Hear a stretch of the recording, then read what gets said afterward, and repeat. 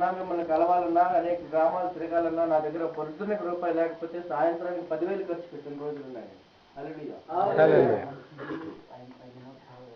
అంత కాన్ఫిడెన్స్ నాకు ఉంది. కానీ ఈరోజు కష్టపడింది కేవలం మీ అందరి గురించి నేను కష్టపడుతున్నాను.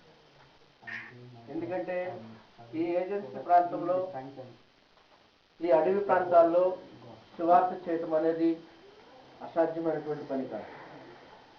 ఇది సాధ్యమైనటువంటి పని అంతకంటే కాదు. కానీ మీరందరూ కూడా ఇంత ఇంటీరియర్ ప్రదేశాలలో అలా దేవుని కార్యక్రమాలు చేస్తూ, దేవుని సేవ చేస్తూ, అనేక ఆత్మలను రక్షించడానికి సహాయపడుతున్నందుకు, చేస్తున్నందుకు కూడా నేను చాలా హ్యాపీ ఫీల్ అవుతున్నాను. ప్రియులారా, టుడే ఈ రోజు నాకు ఎంత ఆనందంగా ఉందంటే, నేను ఎక్స్పెక్ట్ చేయలేదు నేను ఇలా ఒక వ్యక్తిని మీ దగ్గరికి తీసుకొస్తానని.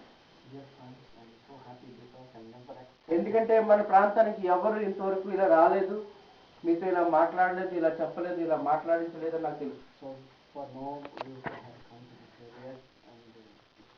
కానీ ఈరోజు దేవుడు ఆ అవకాశాన్ని నాకు ఇచ్చాడు.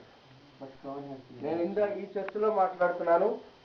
దేవుడు నిజంగా మనకు ద్వారాలు తెరిస్తే మీ అందరినీ ఒక సంస్థగా, ఒక బిగ్ స్ట్రాంగెస్ట్ సంస్థగా, నిజమైనటువంటి నీతి గల